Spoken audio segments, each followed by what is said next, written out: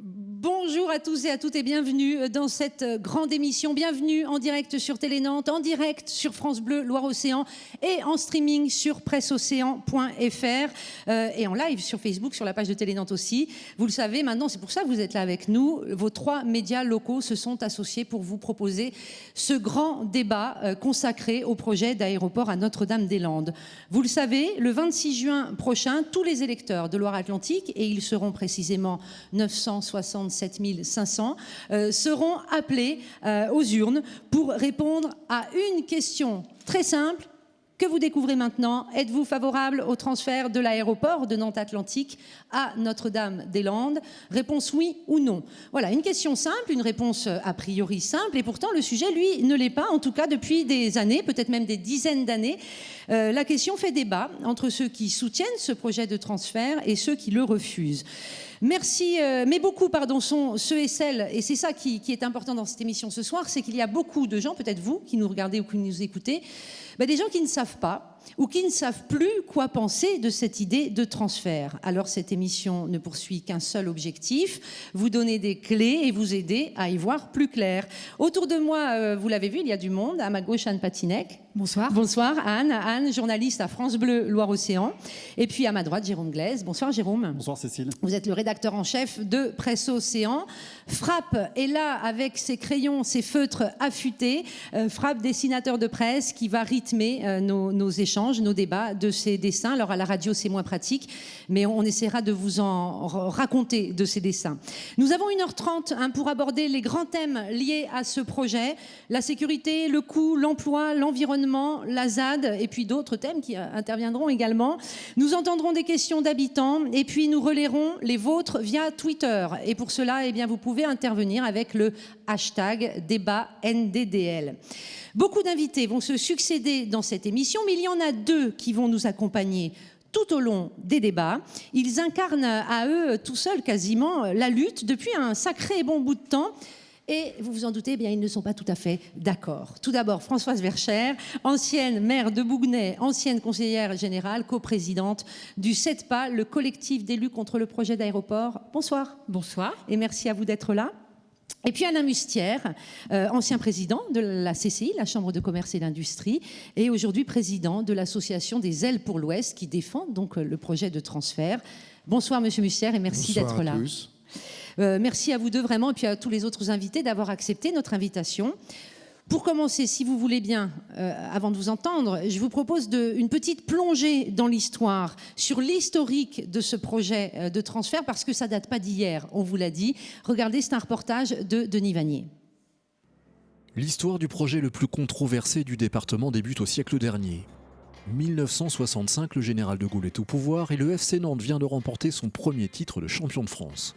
Durant les 30 Glorieuses, l'avenir est radieux et passe par les airs avec les vols long courriers transatlantiques. Le préfet décide donc de rechercher un nouveau site aéroportuaire pour la Bretagne et les Pays de la Loire. Ce sera à Notre-Dame-des-Landes, un site identifié dès 1968. Le projet arrive aux oreilles des habitants 2 ans plus tard.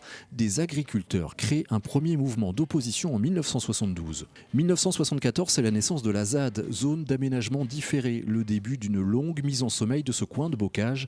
1225 hectares qui échapperont au remembrement. Patiemment, le Conseil général de Loire-Atlantique va acheter plus de la moitié de la surface de la ZAD. Les années passent et le projet survit au changement de siècle. En 2000, Jean-Marc Ayrault lance le grand projet d'urbanisation de l'île de Nantes, Lionel Jospin est alors à Matignon et les aéroports parisiens sont au bord de la saturation. Le gouvernement tranche alors pour un rééquilibrage des équipements de transport au profit de la province, et notamment de Notre-Dame-des-Landes. Aussitôt, l'association d'opposants se réveille, il s'en crée même une autre, la CIPA, qui deviendra le porte-étendard des contestataires. La première enquête publique est organisée en 2006, elle se conclut par un avis favorable et elle permet à l'État de décréter le projet d'utilité publique le 10 février 2008. En 2010, le groupe Vinci obtient la concession du futur aéroport du Grand Ouest. En 2012, le grand public découvre ce qu'on appelle aujourd'hui les zadistes, des jeunes militants radicaux anticapitalistes écologistes qui affrontent les forces de l'ordre. Ils s'installent sur la ZAD, dans des cabanes. Le préfet tente de les expulser à l'automne. C'est l'opération César, un bourbier. Les affrontements sont violents, certains opposants entament une grève de la faim et Jean-Marc Ayrault doit jouer l'apaisement. Il crée une commission du dialogue, écoute les opposants, mais le projet n'est pas remis en cause. À l'été 2015, les opposants perdent une nouvelle bataille juridique. Le gouvernement a les coups des franches, Manuel Valls l'assure, les travaux vont débuter à Notre-Dame-des-Landes au printemps 2016. Mais les anti-aéroports parviennent à mobiliser toujours aussi massivement, au point de pousser François Hollande le 11 février 2016 à une nouvelle concession. Ce sont les électeurs qui trancheront. Voilà pour l'historique. Un retour sur le plateau de ce grand débat consacré à NDDL dans les locaux du groupe Audencia à Sciencescom. Anne, c'est à vous. Première question, honneur aux dames à Françoise Vercher. Ça fait des années que vous vous battez contre ce projet d'aéroport. Qu'est-ce qui vous anime, qu'est-ce qui vous motive encore après autant d'années ? Eh bien, c'est la conviction que ce projet est inutile, coûteux et destructeur. Et ça, je crois que ça suffit pour rester mobilisé. Et puis, j'ai vraiment le sentiment que nous avons changé de siècle et votre historique est très clair. Ce projet est un projet très ancien. Le monde a changé. Nous devrions changer aussi de modèle et nous avons la possibilité de rester à Bouguenais. Jérôme. Alain Mustier, est-ce que vous y croyez encore à ce projet ? Si j'y croyais pas, je ne serais pas là. Pour moi, c'est préparer l'avenir. C'est notre responsabilité vis-à-vis des futures générations. C'est un projet qui nous donne une vision du territoire. Alors, avec Madame Vercher, on est souvent opposés. Moi, j'ai une vision d'un territoire ouvert. J'ai plutôt l'impression que Madame Vercher veut plutôt le mettre sous cloche et ne rien faire. On protège tout, mais on ne fait rien. On est dans une région qui a... Déroulez pas tout, parce qu'on a 1h30 d'émission quand même. Non, mais je voudrais, j'y tiens, on est dans une région qui croît de 45 000 habitants par an. La Bretagne, c'est à peu près pareil. C'est-à-dire que c'est la ville de Saumur. Donc les gens choisissent de venir dans notre région. Et de plus, on a un certain nombre de succès qu'on n'a jamais eu. Airbus a 10 ans de commande d'avance. STX, 10 ans. Aucune génération n'a eu ça. Alors, est-ce que l'on veut qu'on soit le cul-de-sac de l'Europe ou la porte d'entrée? Moi, j'ai fait mon choix. On combat pour le développement.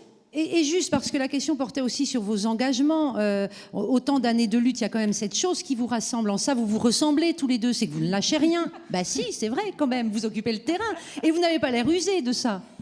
Humainement parlant. Peut-être que le combat finalement rajeunit. Je crois que quand on a des convictions très fortes et qu'on est persuadé qu'effectivement c'est une grosse erreur, on va jusqu'au bout. À la Mustière, le combat rajeunit. C'est exactement, on est d'accord. Sauf que c'est une chance et on va jusqu'au bout et je suis là pour ça. C'était bien de commencer par ce qui vous unit quand même et ce qui fait que vous vous ressemblez aussi. Alors pendant que nos deux nouveaux invités vont s'installer, on va juste se remettre en mémoire ce qu'est ce projet d'un point de vue purement factuel, ce projet de transfert d'aéroport avec les explications de Jean-Michel Ninga. Notre-Dame-des-Landes, c'est donc cette petite commune située à 25 km au nord-ouest de Nantes, au cœur d'une zone humide qui a été choisie pour accueillir le transfert de l'actuel aéroport. La zone d'aménagement prévue est de 1650 hectares, l'équivalent de 2300 terrains de foot. La déclaration d'utilité publique de 2008 évoque deux pistes, l'une pour les décollages et l'autre pour les atterrissages. Mais cette question fait encore l'objet d'un débat avec la ministre de l'écologie, Ségolène Royal. Une chose est sûre, le projet initial prévoit des pistes qui ne dépasseront pas 2900 mètres, une longueur insuffisante pour permettre d'accueillir des gros porteurs comme l'Airbus A380. Présenté comme un projet écologique avec ses toitures végétalisées, ses bâtiments basse consommation, haute qualité environnementale, cet aérogare a été imaginé par l'architecte Jacques Ferrier. Moins de passerelles d'embarquement, 5 aujourd'hui à Nantes Atlantique, 2 à Notre-Dame-des-Landes, moins de comptoirs d'enregistrement, 34 aujourd'hui et 16 à Notre-Dame-des-Landes. Quant au parking, il passerait de 7 000 à 11 000 places. Notre-Dame-des-Landes devrait accueillir 6 millions de passagers en 2030 et 9 millions en 2050, voire 2065 selon certaines estimations. En guise de comparaison, 4 400 000 passagers sont passés à l'aéroport Nantes-Atlantique l'an dernier. Reste une question, le prix. Il est estimé par les porteurs du projet à 561 millions d'euros hors taxe pour l'aéroport en lui-même, la tour de contrôle et les dessertes routières. Une estimation qui fait débat depuis des années maintenant. Et le débat se passe aussi sur Télé Nantes, sur France Bleu et sur le site de Presso. C'est parti, on rentre dans le vif du sujet avec la première partie.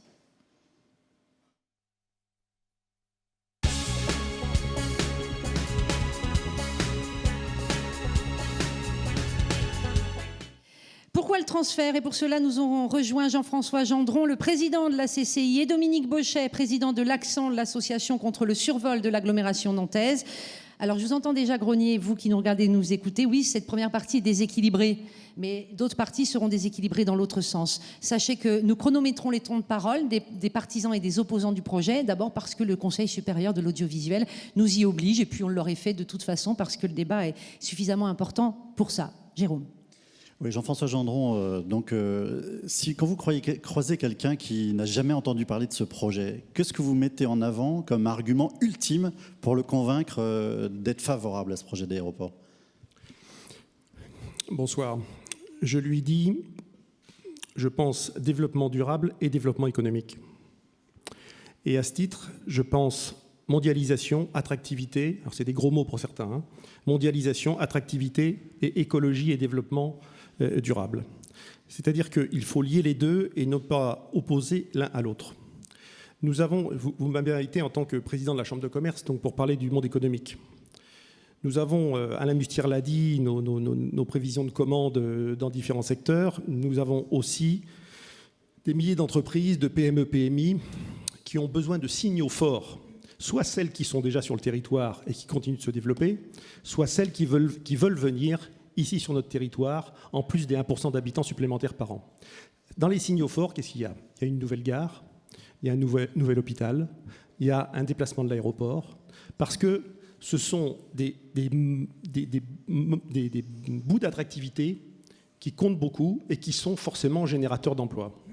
Et puis développement durable, parce que on le sait bien, il y a une zone Natura 2000 à préserver, il y a des nouveaux habitants à intégrer sous la zone de bruit pour limiter les déplacements urbains.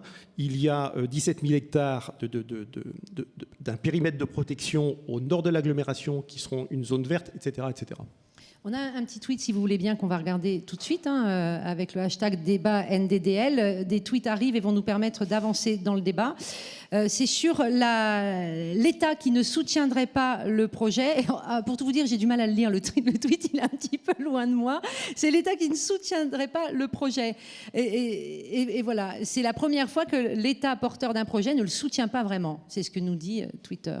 Alain Mustier. Je ne crois pas du tout. D'abord parce que l'élaboration du projet s'est faite sous la responsabilité de l'État pour ce qui est le transfert de l'aéroport. Mais est-ce qu'il le soutient suffisamment aujourd'hui? C'est ça la question. Écoutez, on a assisté à Mme Vercher à un certain nombre de réunions de concertation.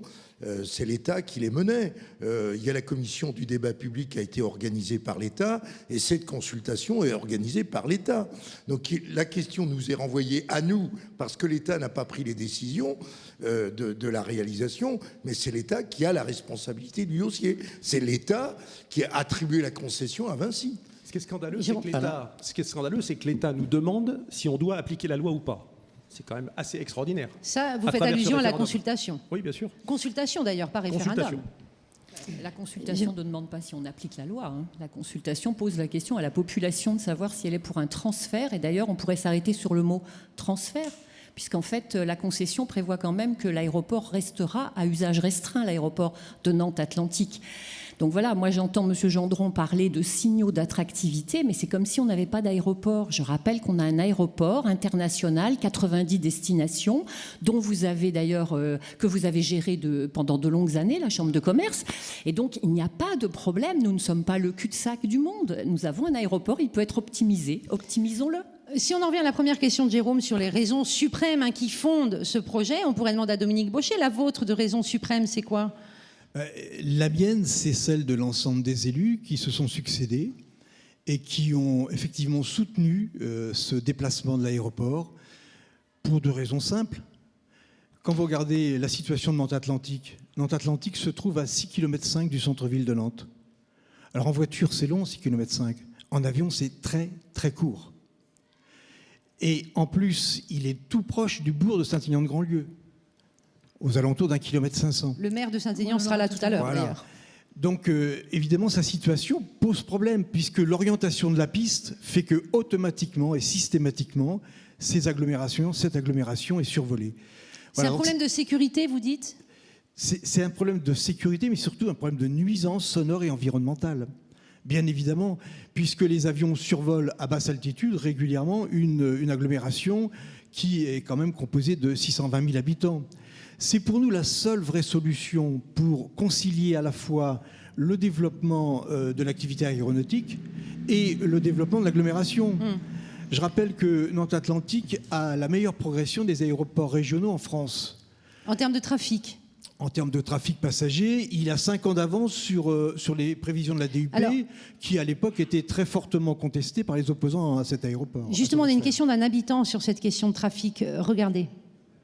Pourquoi l'aéroport de Nantes Atlantique n'était pas aménagé en fonction de la demande des passagers? Pourquoi construire un nouvel aéroport alors qu'on sait que l'aéroport existant pourrait être aménagé pour des coûts moins importants? Est-il vraiment utile? Quel va vraiment être le trafic? Est-ce qu'on ne fait que déplacer le trafic actuel à Nantes? Et quelles sont les prévisions de développement? Voilà, 2 questions en une pour gagner du temps. Une première question, bon, on en reparlera du réaménagement possible ou pas de l'actuel aéroport. Mais cette question sur le trafic, ce monsieur demande, au fond, est-ce qu'on fait juste déplacer dans le projet le trafic actuel ou est-ce que l'enjeu, c'est de le développer? Alors allez-y, Jean-François Gendron. Madame Verscher dit qu'on a géré l'aéroport, donc on doit avoir quelques chiffres. Je vous donne juste 2 chiffres. En 2012, 36 jours de saturation de l'aéroport. Cette année, en 2015, 135 jours. Est-ce que vous pouvez nous expliquer, Monsieur Gendron, ce que veut dire pour vous jour de saturation? Parce que moi, j'ai aussi d'autres chiffres à donner. Nous n'avons... Pardon, je termine ma pause, puis je vous laisserai bien sûr répondre, mais pour l'instant, je n'ai pas dit grand-chose. Nous n'avons pas plus d'avions au-dessus de nos têtes globalement qu'en l'an 2000. Nous avons eu une augmentation du nombre de mouvements commerciaux. En revanche, il y a eu effectivement une très forte augmentation du nombre de voyageurs transportés. Et c'est pourquoi je regrette... Les avions sont plus remplis? Ça veut dire que les avions sont plus remplis, l'emport a augmenté de manière spectaculaire, et donc on transporte près de 4 millions cette année de passagers, avec 49 000 mouvements commerciaux, c'est-à-dire un avion de plus au-dessus de nos têtes par jour, par rapport à l'an 2000 en mouvements commerciaux. Et on est tellement peu saturé, voyez-vous, qu'on continue à avoir des vols privés, l'aéroclub, etc. Dans tout aéroport saturé, ces vols-là partent ailleurs. Il y a quand même eu des jours à 15 000 personnes par jour dans l'aérogare qui étaient trop petites et parce que c'est saturées. ce que j'appelle le syndrome Notre-Dame-des-Landes. Comme on doit partir depuis 40 ans, on n'a pas développé Nantes Atlantique correctement. En 1997, Monsieur Mustière, au moment de l'inauguration de la passerelle de verre, le président de la Chambre de commerce et le président du Conseil général ont dit c'est le dernier investissement à Nantes Atlantique, en 97. Ensuite, vous avez été obligé de faire le hall 4 et normalement, vous auriez dû refaire des investissements dans les dernières années. Jean-François Gendron, cette question de saturation, vous avez l'air désabusé, mais néanmoins... Non, mais parce que je me mets à la place des téléspectateurs et je ne voudrais pas les ennuyer avec des batailles techniques et des débats qui sont complètement dans l'irrationnel. Il faut qu'on soit concret quand on parle de saturation. Très concrètement, comme l'a dit Madame, une saturation de l'aéroport, c'est plus de 14 000 passagers par jour. Et donc, on est passé de 36 jours à 14 000 à 135 jours à 14 000 passagers par jour en 2015. Ça, c'est évident. Alors, ça concerne la taille de l'aéroport actuel. Je suis d'accord. Je ne peux pas laisser Madame Verscher, qui a été maire et qui a fait partie de certaines instances avec moi lorsqu'elle était maire concernant l'aéroport, dire que nous n'avons pas fait d'investissement, parce que nous avons fait des investissements jusqu'au bout, jusqu'à la fin de notre concession, lorsque nous avons laissé la place à Vinci il y a quelques années.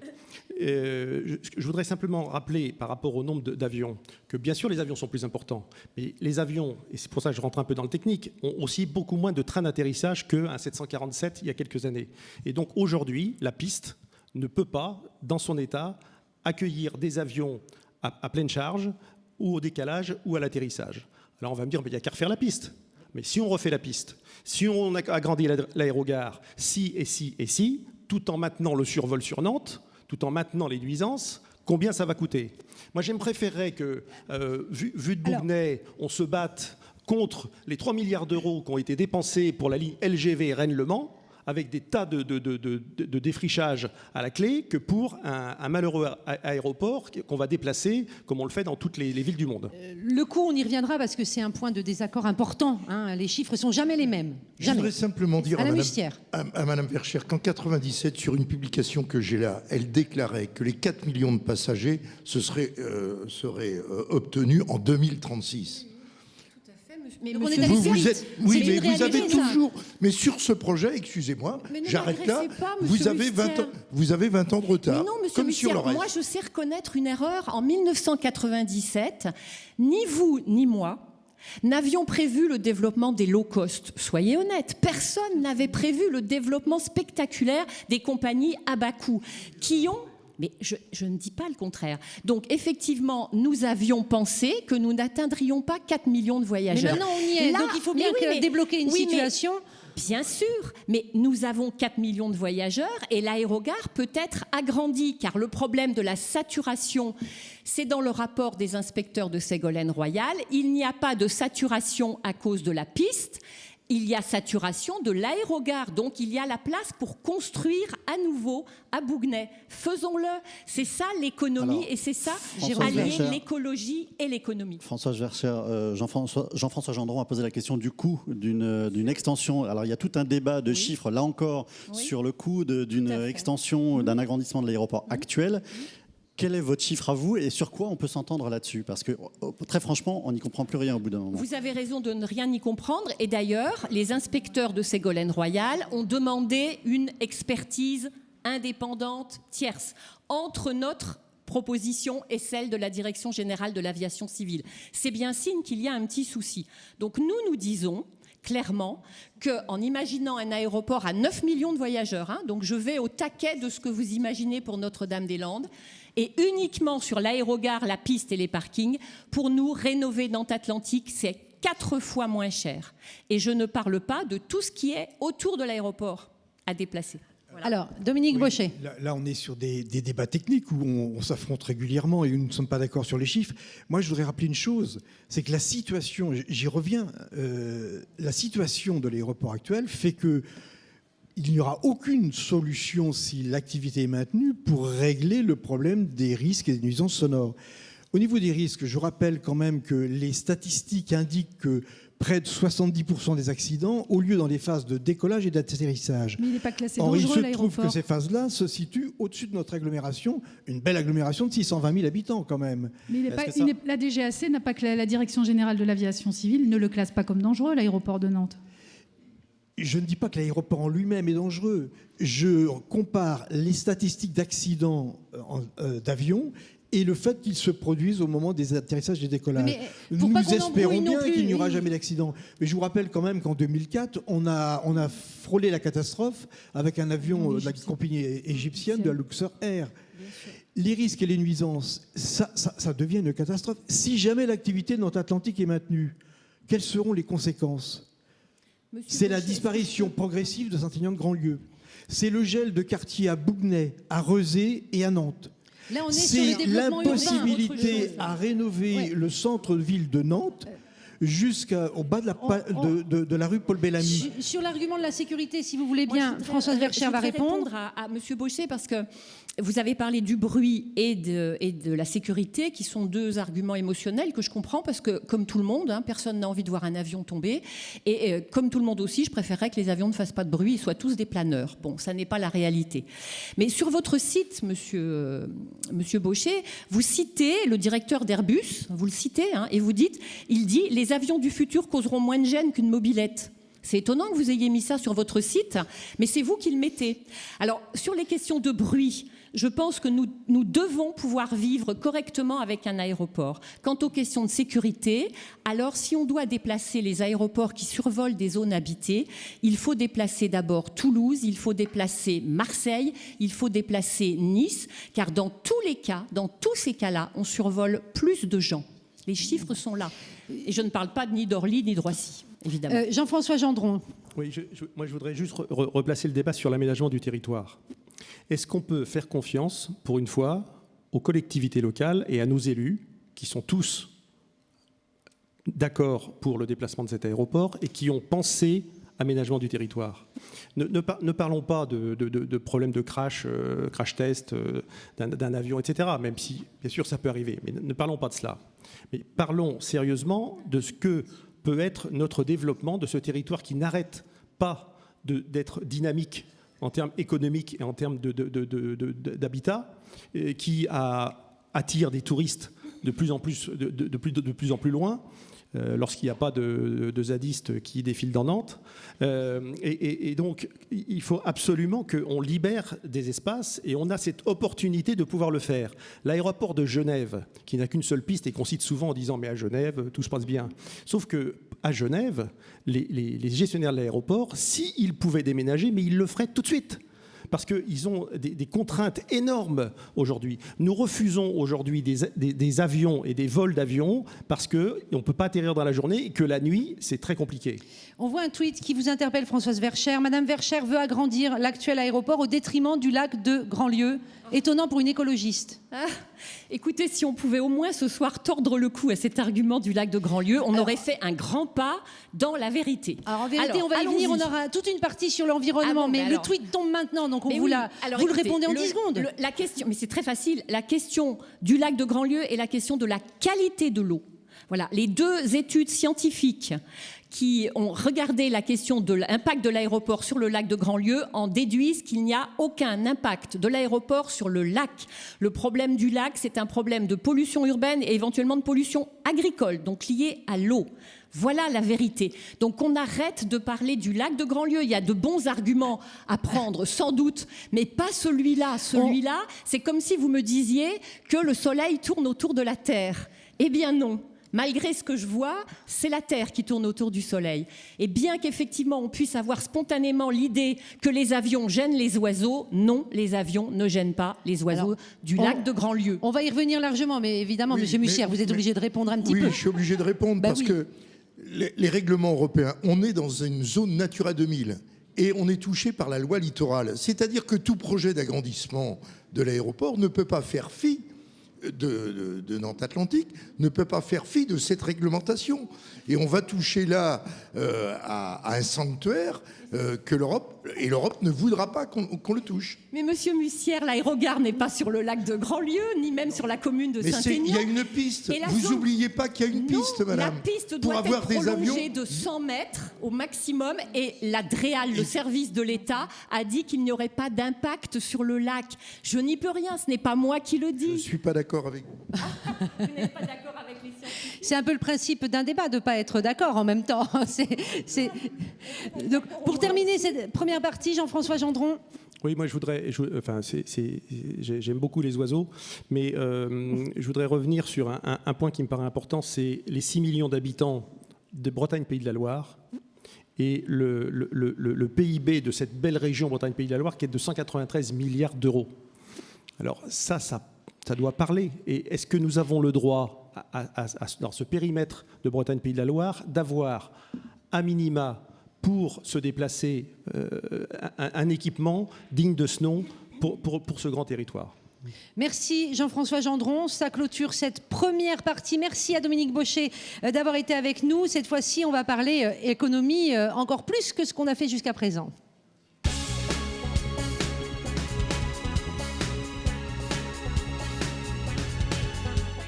Voilà, quels enjeux pour l'économie avec ce projet de transfert d'aéroport à Notre-Dame-des-Landes. Nous rejoignent donc Jean-Philippe Magnin d'Europe Écologie Les Verts, ancien vice-président de la région, bonjour, et François Pinte, actuel premier vice-président de la région des Pays de la Loire pour les Républicains. On va parler emploi, on va parler développement, on va parler retombées, on va parler économie, quoi, je l'ai dit. Anne, à vous. En question à François Pinte, depuis des années, les pro-aéroports, et on l'a déjà vu dans la première partie, évoquent le développement économique de la région comme raison principale pour le transfert de l'aéroport.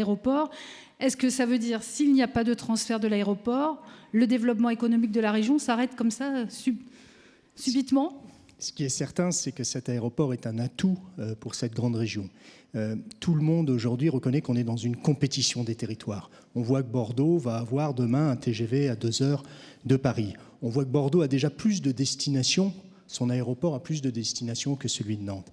Il faut que chacun comprenne bien que finalement derrière cette attractivité et derrière la responsabilité qui est la nôtre des élus, que ce soit à la ville de Nantes, à la métropole, au département ou à la région, On a cette responsabilité des emplois de demain. Ce qui a été créé, pourquoi Nantes avait cette avance, pourquoi Nantes est aussi attractif, c'est parce que le TGV, parce que certains ont pensé il y a des années que le TGV devait être à 2 heures de Paris. Ça a été une attractivité pour Nantes. Il y a aujourd'hui la rénovation de la gare, ça a été dit, et il y a tous ces équipements qui concernent l'enseignement supérieur, de permettre aux futurs acteurs du territoire d'avoir ces outils de développement. On est dans une compétition. Le cacher, c'est une erreur et c'est une responsabilité. Nous sommes engagés dans cet aéroport parce que nous pensons qu'à la fois, il apporte cette attractivité. On est redevable vis-à-vis des entreprises de créer ces conditions de ce développement. Et puis, il y a l'emploi. Il y a 59 000 chômeurs dans ce département. On a cette responsabilité avec tous ces emplois qui peuvent être créés immédiatement et sur le long terme avec ce développement. Alors justement, il y a une question d'habitant, excusez-moi Anna, mais qui va être très précise sur la question de l'emploi et puis on va être dans le concret après. Combien d'emplois aujourd'hui, en créant un aéroport comme ça créerait dans la plateforme de Nantes ou dans la région toute entière, je dirais. Eh bien oui, c'est la question que j'allais poser. Concrètement, combien d'emplois ? On a évidemment des réponses. Concrètement, sur le chantier, c'est 3000 personnes qui vont travailler sur ce chantier. Pendant combien de temps ? Eh bien, pendant 3-4 ans. Ensuite, on a 2000 personnes qui vont être transférées sur l'aéroport. Et puis, on a 600 emplois par million de passagers. Et donc, on arrive très rapidement à plus de 2500 personnes supplémentaires sur la période. D'emplois créés d'ici 2025. Voilà. Et en plus, il faut aussi, on n'oublie pas évidemment Nantes Atlantique, le site actuel. Et là aussi, la région s'est engagée depuis des années, que ce soit avec l'IRT Jules Verne, avec tout. On a déjà créé plus de 5000 emplois en 10 ans sur cette zone. Eh bien, on a un objectif de doubler, que ce soit 5000 emplois industriels et 1000 emplois de chercheurs et d'ingénieurs nouveaux sur ce site. D'ailleurs, avant de donner la parole à Jérôme, on va voir s'afficher des chiffres sur l'emploi et on va voir que les chiffres sont jamais les mêmes selon si on regarde ceux des tenants du oui ou c'est ceux des tenants du non. Jérôme Glaise, pour Presse Océan. Jean-Philippe Magnin, l'argument de l'emploi, du développement économique, qu'est-ce que vous en pensez, vous, en tant qu'ancien vice-président de la région ? On vient de l'entendre dans la bouche de M. Pinte, il y a une confusion. Il y a une confusion entre la création d'emplois globale du développement économique de la région qu'on assimile au transfert ou à la création de l'aéroport Notre-Dame-des-Landes. La réalité, c'est que c'est le seul sujet sur lequel le mot transfert a un sens. Il y a effectivement transfert d'emplois du sud au nord, s'il y a transfert de Notre-Dame-des-Landes, bien qu'effectivement la question du maintien ou pas de la piste pour Airbus et du coup du maintien d'Airbus dans la région et de son développement se pose à travers le transfert ou pas de l'aéroport. Derrière ça, le transfert de l'aéroport générerait un chantier de construction, mais non pas 3000 emplois, Monsieur Pinte. 4,5 millions d'heures de travail, c'est 700 emplois sur la durée du chantier, 4 ans. On parle de quoi ? Équivalent temps plein ? Pourquoi il y a autant de différences ? Parce qu'en fait, on ne peut pas comprendre. Écoutez, moi je veux bien, nous avons travaillé ces arguments à partir d'éléments concrets, des heures de travail, les emplois créés sur le chantier de construction, et qu'on ne dise pas que ces emplois sont des emplois durables. Par contre, il y a effectivement transfert de 2000 emplois de Nantes Atlantique à Notre-Dame-des-Landes. C'est quoi ces emplois ? Ce sont des emplois liés à l'aéroport ou proches de l'activité aéroportuaire. Par contre, il y a une destruction d'emplois que M. Pinte s'est bien gardé d'évoquer, c'est la destruction de l'emploi agricole, puisque effectivement, il y a destruction de 30 emplois immédiatement agricoles, et derrière, parce qu'il y a des emplois dans la filière agricole, en amont et en aval de la filière, plus de 200 emplois qui seront supprimés à terme. Donc là, oui, il y a un vrai débat sur l'emploi et de quel emploi on veut pour notre territoire. Vous parlez de 30 emplois François Pinte, pour la région. Non, je vous parle aussi de 700 et pas 3000 emplois sur le chantier et pour 4 ans. Oui, alors tout dépend si on parle d'équivalent temps plein, tout dépend. Moi, je considère qu'il y a 3000 personnes qui peuvent travailler sur ce chantier.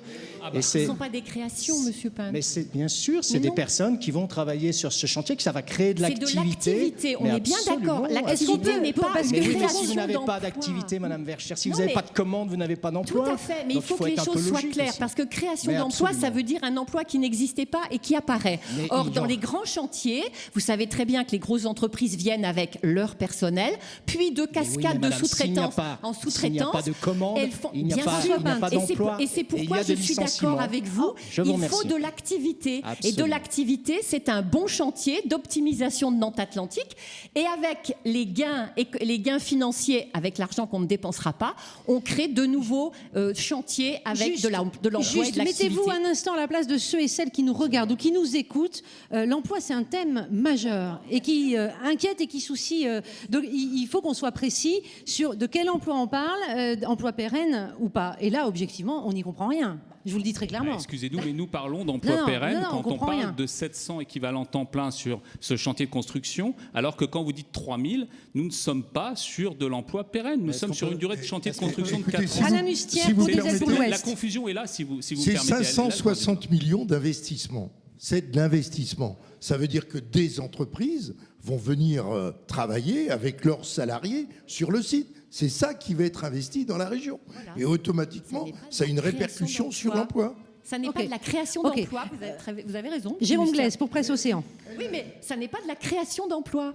Françoise Bercher, est-ce qu'on peut pas imaginer justement quand même qu'un nouvel aéroport avec ses extensions, son trafic, ses activités, en soi, ça va générer de l'emploi induit tout autour par l'activité économique. Mais l'aéroport existe. De nouveau, je redis la même chose. Mais s'il se développe, alors d'abord, regardons la réalité des choses. À Bouguenais, il y avait 1800 personnes qui travaillaient sur l'aéroport il y a quelques années. Il y en a aujourd'hui 1900.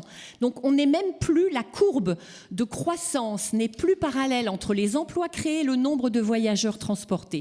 Et Notre-Dame-des-Landes sera tellement modernisé, rationalisé, automatisé, qu'il est vraisemblable qu'il n'y aura même pas de création. Regardez le tweet sur l'aéroport. Mais autour, toutes les entreprises qui peuvent être associées. Le domaine d'activité aéroportuaire. On va licencier, c'est sûr. Mais pas du tout, puisque ce que je propose, ce que nous proposons, c'est d'injecter cette somme dont parlent les partisans du oui, de l'injecter dans des projets utiles socialement, demandés par la population et qui apportent un plus. Nous avons déjà un aéroport, on le modernise, ça fait de l'activité et de l'emploi, et avec l'argent économisé, on fait encore d'autres choses. Un petit tweet, qui veut y répondre? Combien de travailleurs détachés pour construire le futur aéroport à Notre-Dame-des-Landes?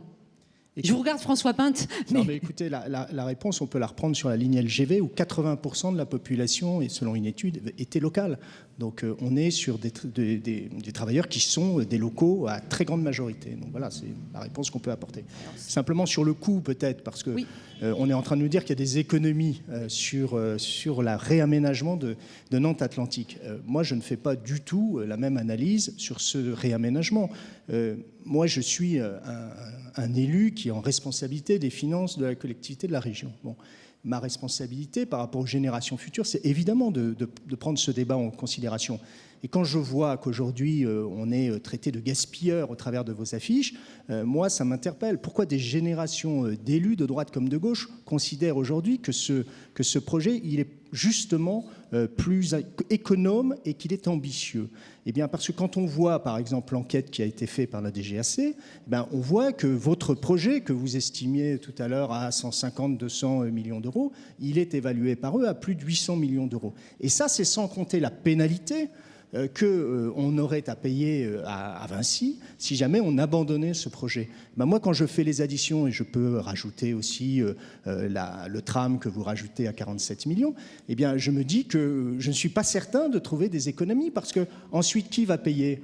Vous dites, ah ben ça, c'est pas le contribuable qui va payer. Mais moi, je ne suis pas de votre avis. Le contribuable sera mis forcément à contribution. Et donc, il y aura aujourd'hui, par rapport à un projet qui coûte 561 millions d'euros, un projet qui est pris en charge au moins à 50% par le concessionnaire. Si ce projet doit se développer, c'est à la charge du concessionnaire. L'État lui-même va récupérer probablement en TVA 100 millions d'euros. Donc je pense que c'est une bonne opération financière pour les finances publiques, régionales et de l'État. Et voilà, et c'est cela qu'on défend, parce qu'on a une responsabilité pour l'argent public. On doit répondre vis-à-vis des générations futures. Et moi, je n'ai pas le sentiment que la réhabilitation que vous préconisez soit plus avantageuse. Donc je ne vois pas où l'argent pourrait être pris, parce que l'argent, ça coûtera plus cher. Au final, votre projet coûtera plus cher. Peut-on donner le montage financier pour que les contribuables... Oui, alors là aussi, je vais le répéter, mais... Ah non, il y a sur le coup, on va regarder des chiffres sur le coût. On va regarder des chiffres sur le coût. Je suis désolée, pour s'y retrouver entre les coûts avancés par les tenants du oui et ceux avancés par les tenants du non, on va de 561 millions d'euros à 1,5 milliard d'euros. Pourquoi Françoise Vercher, la CIPA, le CEDPA, tous les tenants du non à ce transfert à ce point à mettre en avant des chiffres aussi importants et aussi loin de ceux de la Direction générale de l'aviation civile. Si vous voulez bien, je vais rester sur les 561 millions d'euros. Tout le monde est d'accord, hein? Création de la plateforme, d'accord? Alors, d'une desserte routière et de la tour de contrôle. Là, absolument. Voilà. On regarde juste ça d'abord. Bon, comment est-ce que c'est financé? Parce qu'il faut quand même le dire aux contribuables. C'est financé par de l'argent public d'État, la tour de contrôle, vous l'avez dit, et le barreau routier. 180 millions, équipement régalien, c'est l'État. D'accord. Ensuite, vous avez le prêt des collectivités. Il faut quand même que les contribuables sachent qu'elles prêtent de l'argent au groupe Vinci qui fait 2 milliards de bénéfices par an, de chiffre d'affaires net par an. Donc on lui prête de l'argent. Et le groupe Vinci met 100 millions d'euros de ses actionnaires rémunérés à 12%. J'ai envie de vous dire, c'est complet? Tout le monde participe? Pardon? Tout le monde participe? Oui, vous avez entendu ce que j'ai dit tout de même. Oui. Nous prêtons de l'argent public alors qu'il n'y en a plus à un groupe qui fait beaucoup d'argent et lui-même rémunère ses actionnaires à 12%. Alors pourquoi est-ce qu'on a cet écart entre 561 et 1,5 milliard?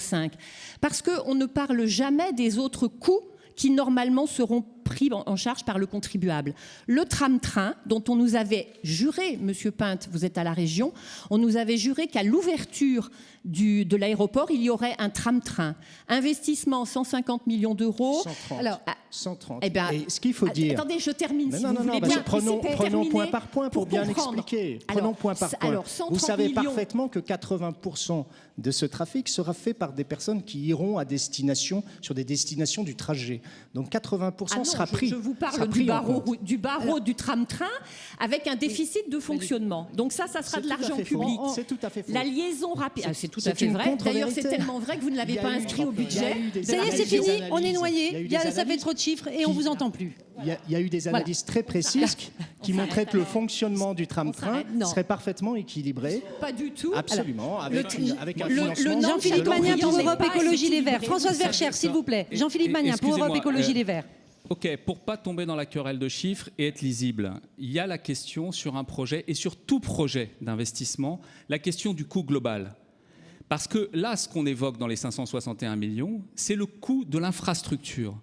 Et toute infrastructure, même si on prend une LGV ou autre infrastructure... Ligne à grande vitesse, hein, parce qu'on n'arrête pas de dire LGV, mais... Ou autre projet d'infrastructure en France, il y a toujours des coûts annexes qui ne sont pas des coûts de l'infrastructure. De desserte, et même si on va plus loin, mais je ne vais pas y aller, sur l'impact que ça a sur le territoire, y compris en matière de développement, et toutes les infrastructures routières que ça va faire évoluer. Mais même ça, on ne le chiffre pas. Et puis sur la question du pont sur la Loire, sur lequel nous avons une opposition marquante, le président Retailleau de la région a toujours mis le pont sur la Loire au minimum 500 millions d'euros comme une condition. Avant qu'il ne soit président de la région. Avant qu'il ne soit président de la région, on est d'accord. Avant, et il ressort 500 millions d'euros minima de l'investissement qu'il faudrait pour effectivement faire un pont sur la Loire. 500 millions Donc, le pont. Excusez-moi, soyons transparents avec le citoyen pour pouvoir dire quels sont les coûts et quel est le coût global de l'aéroport. C'est pas 561 millions d'euros. Soyons honnêtes. Il n'y a pas de sujet tabou. Ce pont, il est attendu. Il est attendu par tous ces Nantais qui sont bloqués sur le pont de Cheviré jour après jour. Et indépendamment de l'aéroport, on a besoin d'un nouveau pont, d'un nouveau franchissement. Et ça, tous les Nantais qui sont dans les embouteillages vous le disent. Donc c'est facile de dire on va l'additionner à votre opération, mais ça n'a aucun sens. Ça vient évidemment, et ça desservira Notre-Dame-des-Landes, mais évidemment, ce sera aussi un aménagement pour notre territoire. C'est la route des estuaires, et ça, Monsieur Magnin, c'est notre responsabilité, encore une fois. Est-ce qu'on peut profiter de ce soir, est-ce que vous pouvez une fois répondre à cette question? Quel est le coût global de l'aéroport Notre-Dame-des-Landes pour le territoire, au-delà des 561 millions d'euros? Parce que c'est uniquement le coût de l'infrastructure et du barreau routier et de la tour de contrôle. Le coût global, François Pinte, premier vice-président de la région. Écoutez, de rajouter les 130 millions du tram-train, on est tout à fait d'accord sur ce dossier. Mais il faut y intégrer la réalité. Ce sera 20% de ce coût pour Donc on est au-dessus de 561 millions si on rajoute les 20% du tram-train. Bien sûr, mais attention, il faut dire qu'encore une fois, dans ces 561 millions, il n'y a pas que de l'argent public. Voilà. L'État va récupérer 100 millions. On s'en tient là, si vous voulez bien, pour le coup. Et encore une fois, vous ne m'avez pas fait la démonstration que le réaménagement de Nantes-Atlantique coûterait moins cher. Alors, je suis persuadé du contraire. On va y venir, mais par une autre porte, si vous voulez bien. Jérôme Glaise, de Presse Océan. Non, Alain Mustier, il faut qu'on avance sur le coup. Emmanuel Cosset, qui est quand même ministre, a parlé de 15 milliards sur une station. 15 milliards. Vincent Placé a parlé d'1 milliard. Donc Je on crois est dans des chiffres. Est-ce que tout le monde est d'accord pour dire que c'était une erreur? Vos micros, s'il vous plaît, par contre, parce qu'on ne peut pas vous entendre. Elle n'a pas vu la virgule. Oui. Elle n'a pas vu la virgule. Vous deviez être vert, sans mauvais jeu de mots, de cette erreur. Oh, vous savez, ce n'est pas la première, Voilà. n'est pas la première ânerie qu'on entend depuis des années. Hein. Alors, Jérôme Glaise, pour Presse Océan, une autre question. Alain Mustière, c'est une question pour vous. On n'a pas, au chapitre des coûts, on n'a pas parlé d'Airbus. Qu'est-ce qui se passe pour Airbus? C'est-à-dire, si on transfère l'aéroport à Notre-Dame-des-Landes, est-ce qu'Airbus reste à Nantes? Et qu'est-ce qui se passe de la piste? Parce qu'ils vont bien être obligés d'utiliser cette piste. Et qui paiera l'entretien de cette piste? Pour Airbus, vous savez que, je vais faire vite, on a 2 usines, une à Saint-Nazaire, une à Nantes. Toutes les usines en Europe sont en compétition les unes par rapport aux autres. En 2008, on a eu très chaud pour nos usines Airbus. Donc le modèle de Nantes pour Airbus Nantes-Bougnay, Madame Verschère, Bougnay, c'est de conserver la piste si Oui, Airbus en a besoin. La question de Jérôme c'est est précise. Qui paye si Airbus reste et conserve cette piste? Airbus paye le service quand il utilise la piste Alors, à par Saint-Nazaire. contre, oui, mais Ce sera sauf qu'Airbus exactement la même chose. jusqu'à présent, Très discret. voilà. Mais Airbus pareil, n'a pas madame, dit. actuellement, Airbus, lorsqu'ils utilisent 3 fois par semaine, et il continuera à l'utiliser, vraisemblablement, je dis vraisemblablement parce que la production de l'usine peut partir sur la Loire et rejoindre l'usine de Saint-Nazaire et partir en avion. Et elle peut aussi maintenant partir un peu plus par camion, les camions peuvent rouler de nuit. C'est ce qu'évoquent les experts du ministère de l'écologie, de l'environnement dans leur dernier rapport d'ailleurs. Mais il faut Ils laisser... évoquent une fermeture de la piste et un transport des pièces par barge ou par la route. Il faut laisser à Airbus, excusez-moi, le choix. Et ne pas mettre l'usine en danger. On ne doit pas s'inquiéter du silence d'Airbus pour l'instant. C'est ça que vous dites, Alain Mustière. Qu'est-ce qu'ils sont prêts justement voilà. Mais absolument, c'est eux qui décideront s'il besoin ou non d'avoir la piste. Si on la supprimait aujourd'hui, on fragilise l'usine de Bougnay. Très bien, je suis très contente Françoise d'entendre Verschère ça, pour monsieur le Mustière, 7 pas. parce que depuis 2003, nous posons la question du maintien de la piste. Et c'est pourquoi je reviens sur le fait qu'il faut que tout le monde entende que normalement, Nantes Atlantique restera ouvert, avec une piste, avec des contraintes. Non. Nantes Atlantique, excusez-moi. Airbus sera le seul utilisateur. Alors, je n'en sais rien. En tout cas, Je vous le dis. c'est dans le contrat, c'est dans le cahier des charges du décret de concession Mais je vous le qui dis. prévoit le maintien de la piste à usage restreint. Eh ben, c'est ça. Ça On est peut d'accord. vouloir dire On est d'accord. ça peut vouloir dire des vols privés, ça peut vouloir dire l'usine, ça peut vouloir dire l'aéroclub. Tiens, et est-ce que ça veut dire, que j'en regardez sais le tweet après le dessin de frappe, il y a un petit tweet qui va s'afficher, est-ce qu'on transfère Airbus et les hôtels qu'il y a autour? La question est posée par ce tweetos. Évidemment non. Même les hôtels, ils resteront là, ils ont lieu d'exister, ils sont proches du périphérique. Donc, Dernière personne question ne sur cette déménage. partie avec Anne Patinec pour France Bleu. Question à François Pinte. Vous avez beaucoup parlé d'emploi, mais c'est aussi un transfert d'emploi. Ça risque quand même de fragiliser sérieusement l'emploi dans le Sud-Loire, hein. Alors que la plupart des emplois sont déjà situés en Nord-Loire. Hein. Non, j'ai essayé d'expliquer tout à l'heure qu'effectivement, l'investissement qu'on a pu faire depuis des années autour de l'IRT Jules Verne, autour du pôle de compétitivité, fait qu'aujourd'hui, on a créé 5000 emplois. Il faut savoir que sur cette zone... Il y a 1500 qui vont partir. Oui, non, entre 1500 et 2000. Oui, mais on a l'ambition, par l'investissement que l'on a fait en matière de recherche et d'enseignement supérieur, d'amener à peu près 1 millier de chercheurs ou d'ingénieurs, et également d'en refaire un site industriel. Je pense que c'est très important aujourd'hui, et on le voit même par rapport aux fournisseurs, aux sous-traitances d'Airbus, on le voit, ils font venir la sous-traitance à côté d'eux, on le voit avec Daher, comme c'est le cas à Saint-Nazaire avec les autres sous-traitants. Donc il y a un accompagnement aussi. Et donc aujourd'hui, il y a des terrains qu'on va pouvoir libérer sur cette zone et qui vont permettre ces aménagements industriels. Une réponse rapide, Françoise Verschère. Et je ne parle pas là juste parler aussi de toute la richesse immobilière que l'on va avoir. Il ne faut pas avoir honte de parler de ça. Je pense qu'on peut créer demain près de 6 000 logements sur cette zone. Et c'est aussi beaucoup de bâtiments. On en parle après. On en parle après. Répondez rapidement. Un tiers sont au Sud-Loire. Il n'y a aucun problème pour accueillir aujourd'hui tous les sous-traitants d'Airbus, car sur la zone de l'aéroport, il y a de l'espace. Et il y a en plus un gaspillage. C'est totalement vrai. Il suffit d'y aller et de regarder une photo aérienne. Tout à fait faux. Et par ailleurs, comme comme vous n'avez jamais construit de parking en silo, vous avez gaspillé de l'espace. Donc, construisons des parkings en silo. Qui est construit le premier parking à silo, Et madame, ne le dites pas. Et c'est le seul, monsieur alors, Mustier. Vous-même avec votre pépin des Mais parkings. alors, comment se fait-il qu'ensuite vous n'ayez pas été suivi, monsieur Mustier? Et ensuite, il n'y a plus que du gaspillage de l'espace. Donc, il n'y a aucun souci pour accueillir et rééquilibrer l'emploi au sud de la Loire. C'est fini pour cette partie. Merci François Pinte, merci Jean-Philippe Magnin. On va parler environnement maintenant, si vous voulez bien.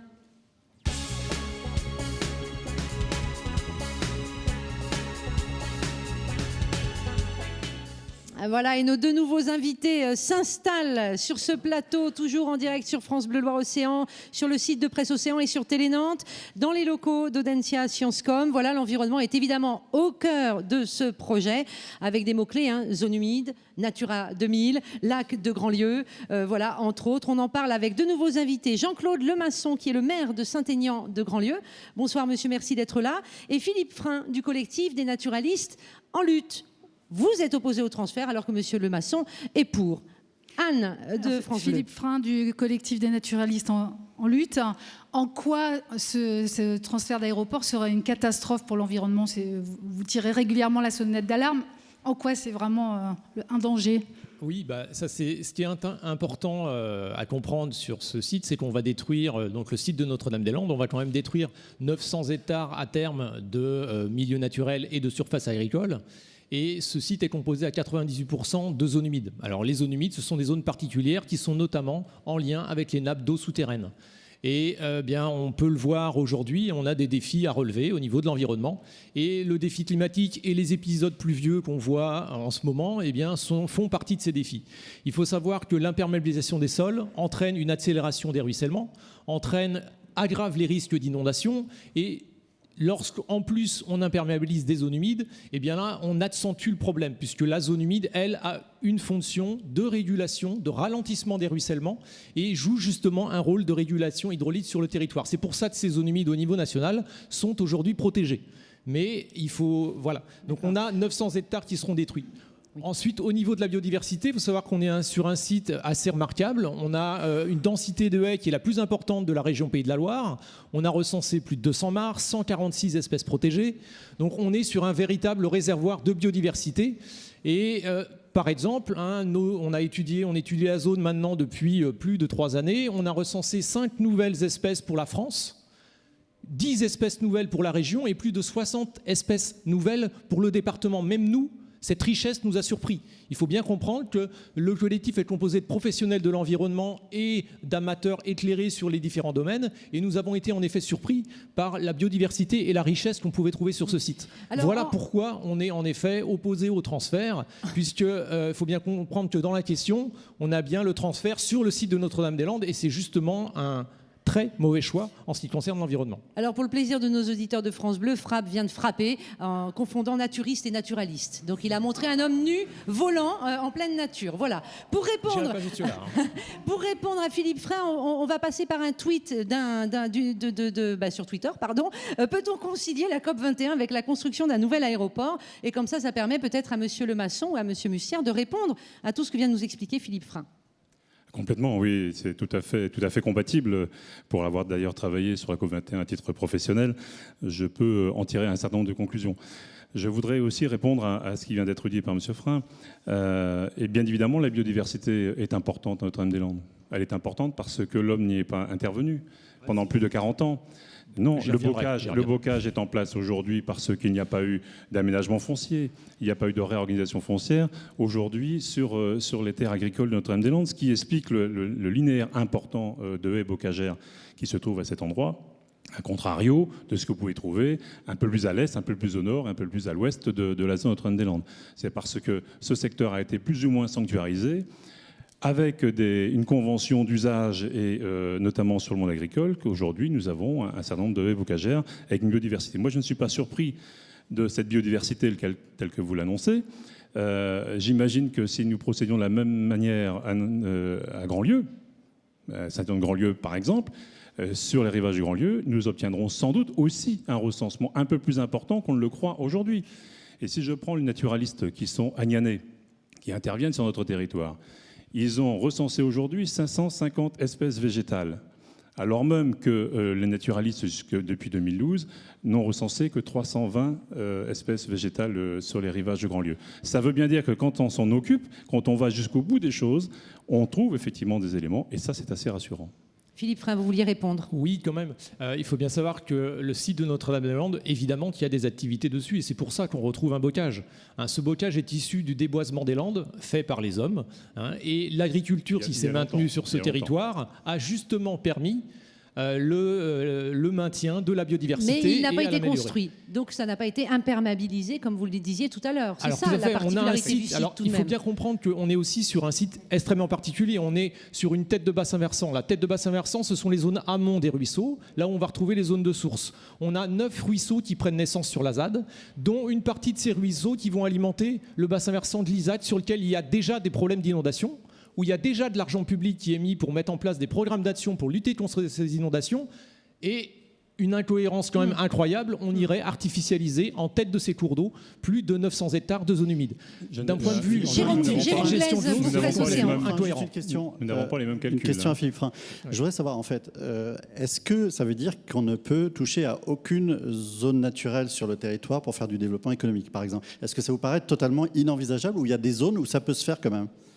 Est-ce qu'on est particulièrement mal tombé sur la zone de Notre-Dame-des-Landes, et finalement, si on devait faire un autre aéroport, on pourrait le faire par exemple ailleurs? Alors justement, la particularité qui a été soulevée tout à l'heure, c'est qu'en effet, on n'a pas eu une politique agricole intensive qui s'est mise en place. Donc ce bocage, on en hérite, tout ce patrimoine, cette richesse, on l'a encore en place. C'est ça qui est très important. Et malheureusement, autour, il faut savoir qu'en France, au siècle dernier, il y a 70% des haies qui ont disparu. 90% des mares qui ont disparu, plus des 2/3 des zones humides. Donc évidemment, autour, on a des territoires qui ont été dégradés et sur lesquels l'impact n'est pas du tout le même. Donc il y a bien des secteurs, en effet, où on peut aménager. Et quand on regarde l'artificialisation en Loire-Atlantique, évidemment qu'il y a des secteurs qui sont liés au développement. La plupart des agriculteurs ont quand même accepté de vendre leurs terres au conseil départemental et à Vinci. Sur 40, il y en a 36. Non, Françoise Vercher. Ils n'ont pas accepté, c'était une préemption, la ZAD. C'est un outil d'urbanisme qui permet, lorsqu'il y a des transactions, que la puissance publique achète à la place de l'acheteur. Oui. Donc ça n'a pas été des négociations amiables, ça a été une réserve foncière. Le drame, c'est que nous sommes prisonniers de cette réserve foncière qui a été faite dans les années 70, à un moment où on voulait remblayer toutes les zones humides, y compris les marais salants de Guérande. Voilà, on ne savait pas que c'était une richesse à ce moment-là et qu'il ne fallait pas détruire les zones humides. Aujourd'hui, on le sait. Donc on n'a plus le droit de massacrer de manière irréversible une zone aussi importante. On sort d'inondations avec 1 milliard de dégâts. Est-ce qu'on va un jour prendre effectivement le problème en amont ? Qu'on comprenne bien, parce que les inondations, elles n'ont pas lieu, là, elles ne nous concernent pas directement, elles n'ont pas de lien direct, chez nous en tout cas, avec l'aéroport. Voilà. Jean-Claude Lemasson, maire de Saint-Aignan. Vous vouliez réagir? Oui, tout à fait, parce qu'il y a quand même quelques éléments là qui sont tout à fait faux. On ne va pas imperméabiliser 900 hectares sur les 1600 hectares qui sont aujourd'hui dévolus au périmètre global. On en est sur les premiers éléments. Une carte d'ailleurs. Voilà, sur les premiers éléments de construction, nous serons aux alentours de 160 hectares sur la plateforme en elle-même, hors voirie, je ne parle pas du barreau routier, sur la plateforme en elle-même, sur les 1200. C'est effectivement le schéma que vous avez là. Vous avez sur les 1200 et quelques hectares liés à l'aéroport lui-même, vous avez environ 800 hectares, 700 hectares, un peu plus de 700 hectares qui seront maintenus en espace naturel et agricole. C'est ça la réalité aussi du dispositif.